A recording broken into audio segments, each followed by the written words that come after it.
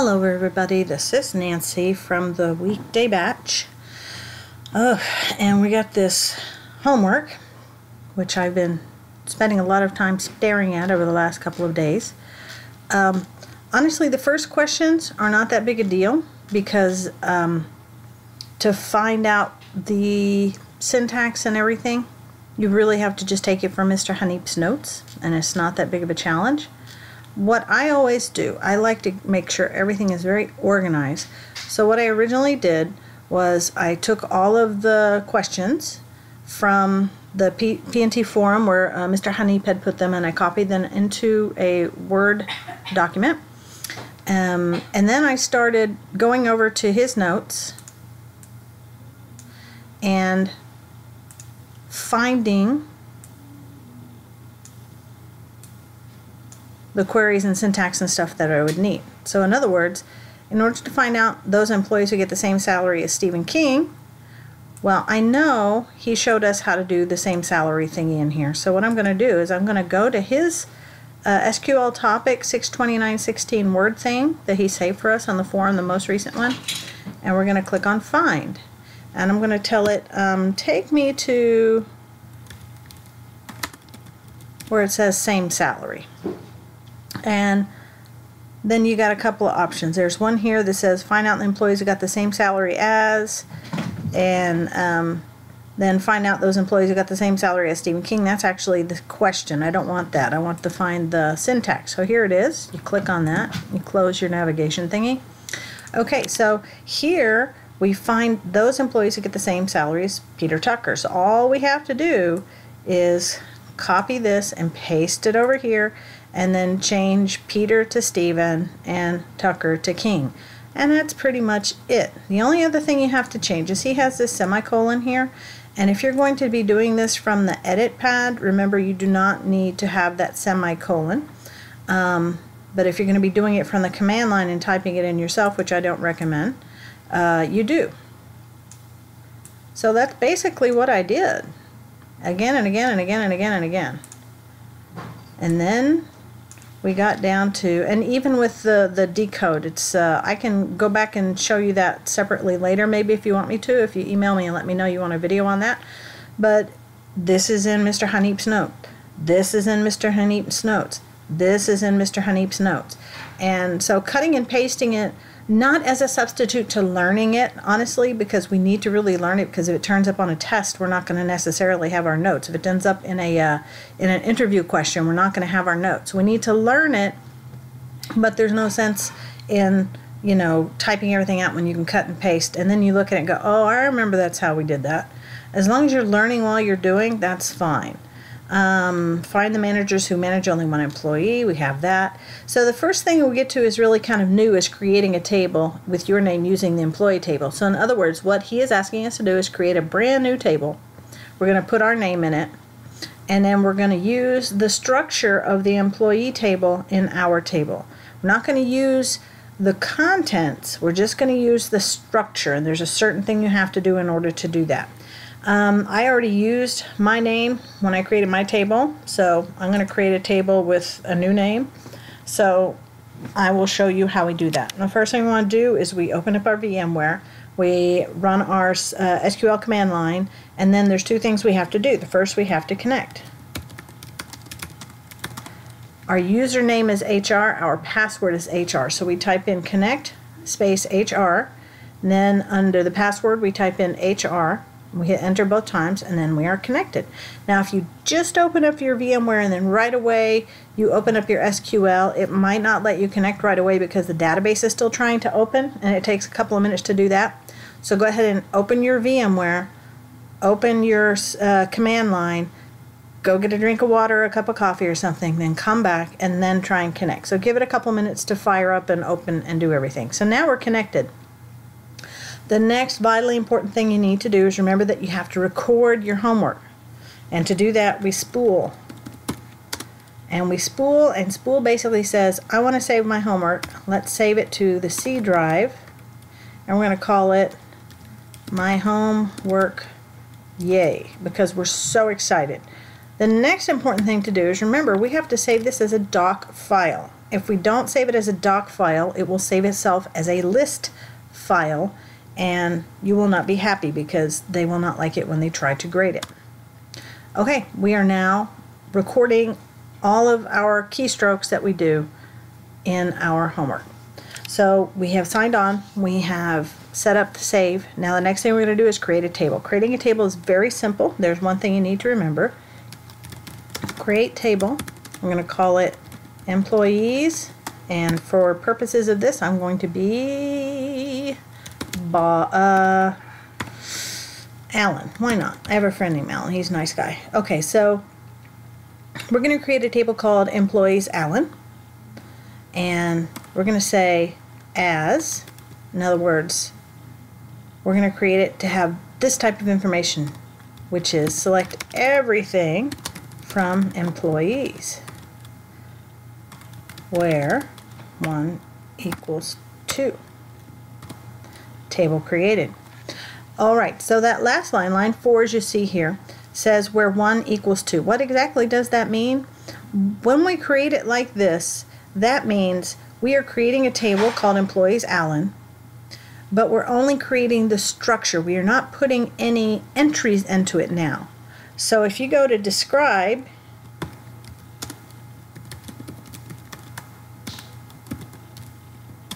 it's going to show you that we have all of the column headers that we're supposed to have. And then if you were to go ahead and select everything from employees Alan, it would say no row selected because there's nothing in there yet. So what do we have to do? After we create the table, we have to start putting information in it because right now it's just an empty table. So what is our next task? To insert a row into that table created. So what you want to do is you go to your edit pad,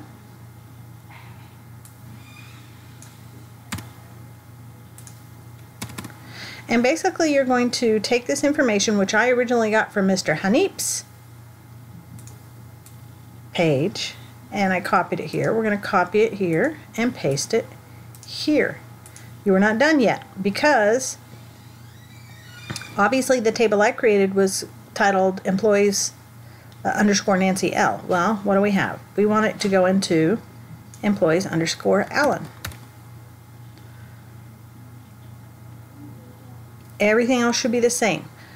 The only issue you may have is when you copy and paste over, the single quotes may come over in a form that is not readable by Notepad, and it will cause an error. For instance, let me show you. If I just copied and paste and then I switched it to go to Alan, everything else is the same, and I want to save it. It's going to say invalid character. And if you look over here, between where on either side of Nancy it has that little AE, Nancy AE, AE together, Shahada AE. That's how it reads those little single quotes over here. It doesn't read them as single quotes. It reads them as these weird little symbols. So it says, oh, I don't know what you're doing. So I don't know if that's just me or if it might happen with all y'all. But if you see kind of, look at the difference here. It might be kind of hard to see on the recording. But the new quote after I place it is just a very straight up and down little dash. Whereas this is a real single quote. So what I had to do was literally go in here and take out every one of those single quotes and replace them with the single quote that Notepad has so that it would stop disliking it. As I said, I do not know if that will affect any of you guys, but if you don't know about it, it will really, really be frustrating because everything will look perfect. You have your single quotes, but it won't work. Now, I have this thing. I replace my quotes. Should be able to work. X out, tell it yes, save, slash, enter. 1 row created. That's great. How do we know that created into our table? Select everything from employees, Alan. There it is. There's that record I created. And that's fine. Now the next thing you have to do is create a text file and put 5 records in it and execute it in the command line. So you want to take all this stuff here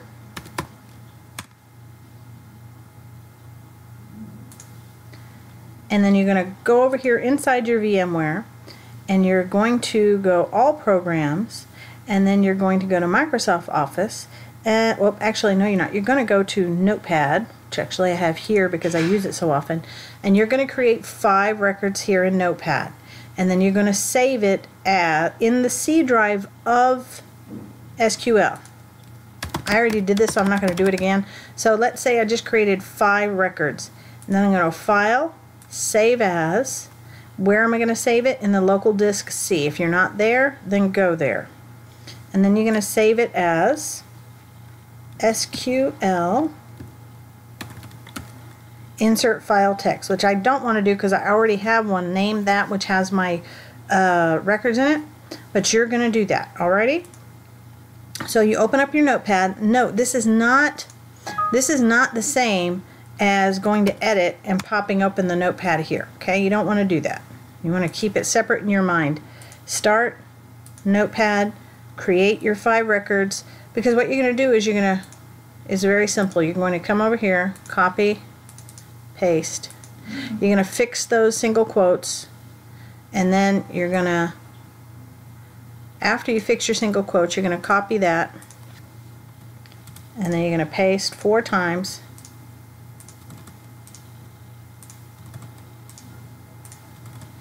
And then that'll give you the 5 records that you need. Now you don't want those to be exactly the same, so what you're going to do is you're going to come in here and you're going to give 5 unique names. You know, John Smith, Mary Smith, Jane Doe, Ralph Cramden, Frodo Baggins, and change the email ID, the email address, change your employee ID, change your department ID. Just change it around so each of these is unique, and then you're going to save it, File, Save As. You're going to save it in C drive as SQL, ignore the C as SQL _ insert _ file.txt. You don't have to type in the .txt because since it's a Notepad, the default is to save it as a text file. Okay. And obviously I'm not going to do that because I already did it. Once you have created that file and you have saved it, you have to execute it in your command line. How do you do that? I put it right here for you. You're going to put in the @ symbol, and then you're going to do, because you're saying go find this thing and put it into the database. So you're going to @C colon slash SQL _ insert _ file.txt, and voila, it created all the rows. Now in mine, I only created 4 records instead of 5. 4 before doing this video, not for my homework. I did 5 for my homework. I only did 4 for the video because I'm a lazy bum. But as you can see, I created 4 rows. So now I should have a total of 5 records in Allen, because we did 1, insert a row in the table you created, and then create a text file, put 5 records in it, but I only put 4. So I should have a total of 5. We're going to select everything from employees _ Allen. Oh no!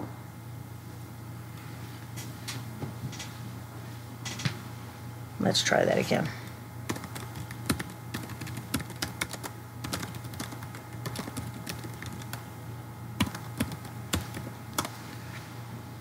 Well, evidently my rows went someplace else.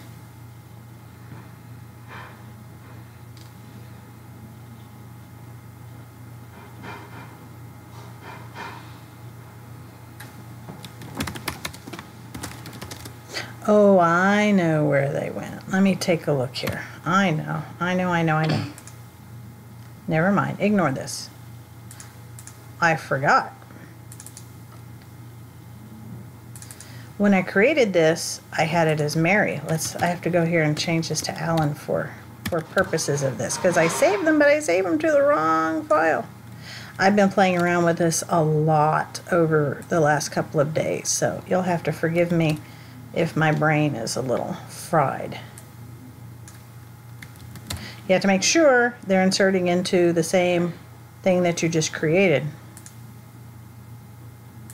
There we go. Let's try that again. All right. Whee! At C colon slash, oh, I can't type tonight, can I?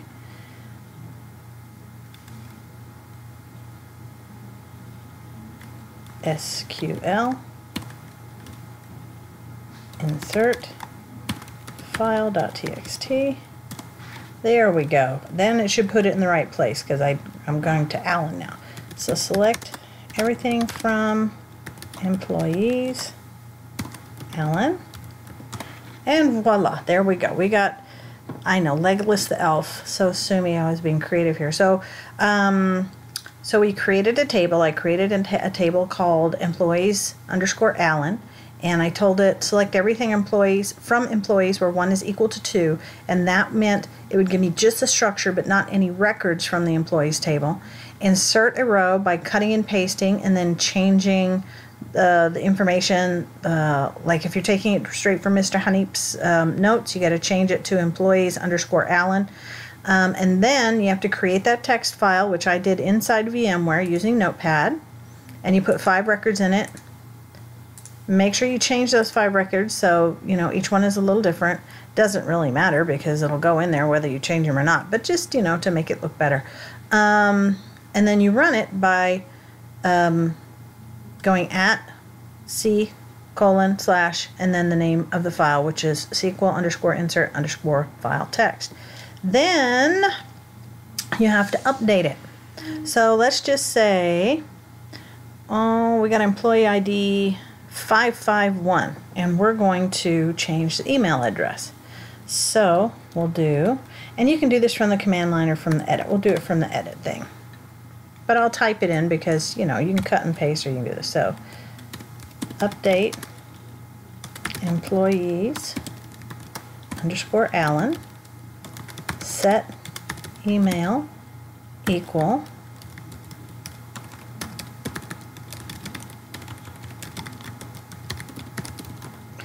nancyleishahada@gmail.com. Because that is a string, you have to put it in single quotes where the employee ID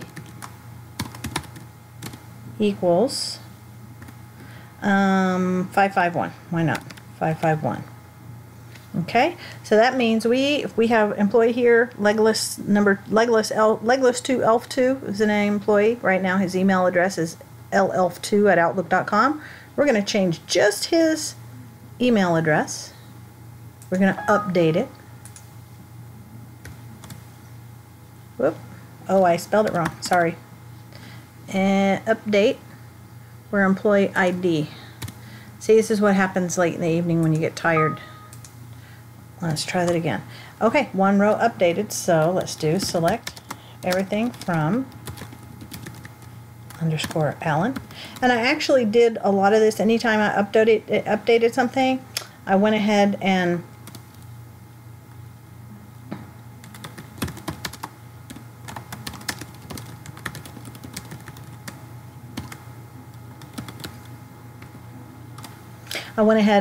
ran the select all so that whoever's grading it can see that yes, indeed, it did change the email address there correctly. Just a way of double checking myself. And the last thing we have to do with this new record that we created, we have to delete something. So that's very simple. I'm just going to run it from the command line because it's very simple. Delete from employees underscore Alan, where the employee ID is equal to whatever. I'm not going to use 502 because I don't have a 502 here on my list, see? So we're going to delete Legolas 4. We're going to say employee ID equals 553, okay? Because I'm doing it from the command line, I have to do my little semicolon. 1 row deleted. How do we make sure? Select everything from employees underscore Alan. And as you see, 553 is done. It's gone. That's it. That is how you do from 6 all the way up to including number 10. It's just you know, it has some typing involved. If you run into that problem with the single quotes, it's very simple. You just delete those single quotes and you put in the single quotes inside the notepad. And then make sure whenever you copy and paste in your little document that you created that you don't lose any of these commas, don't lose any of these individual quotes, because then you're going to be really having a hard time finding out what went wrong. Okay, so that's it. The other stuff, query to retrieve the first 10 records, that's one's normal. Writing a function, Mr. Hanib showed us to do that. After you create that function, and then later when you create your procedure, you can do select everything from all objects where owner equals HR, and that way you can see that make sure that the function is actually in there. Okay. Alright, and then we have these lovely insert triggers, which I am totally not going to deal with because I hardly understand them myself. There's that procedure. And view, very simple. Create an employee view. And then the last thing, number 18, is not something that you're going to do at the command line. That's something you do with the database, the Oracle database, which I'll do in a separate video. So I think we're done here. I apologize for being a little sloppy. It's about 11 o'clock at night now, so I'm getting a little late and I'm a little tired. So remember, when you're completely done with your homework, spool off. Whoops. See, I know I'm on. Oh, I see. You know, after you spool on, I guess if you type spool again, you can make sure it'll tell you where you're spooling to, so that's nice. So it says, well, I accidentally typed spool instead of spool off, and it says, trust me, I'm already spooling, okay, you idiot? I'm spooling to this place right here. And then you spool off. And then you can go here, you can go to My Computer, you look under the local disk, which is C, and then here's the one that we just did, My Homework, yay. Remember, I saved it as a doc, so it would be readable by those who are going to do our lovely grading.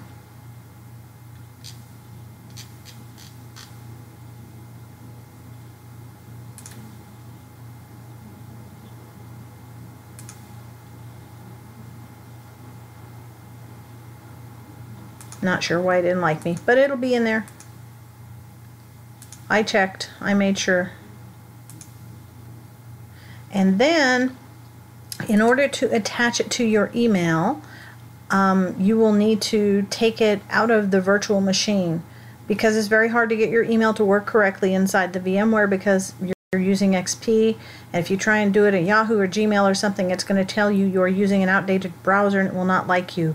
So you can either highlight it, click on copy, and then paste it to your real desktop outside of the VMware, or you can click and drag it out, either way. So that's the way you can have it so that it's easily accessible for you to attach it to your email outside of the VMware environment. Alrighty? Okay, I think we're done here. If you have any questions about a particular function, particular thing we have to do, please let me know.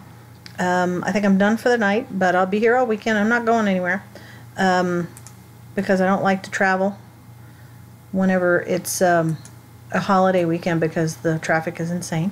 So y'all have a lovely weekend, and if you need me, just let me know, and I will talk to you kind and gentle folks later.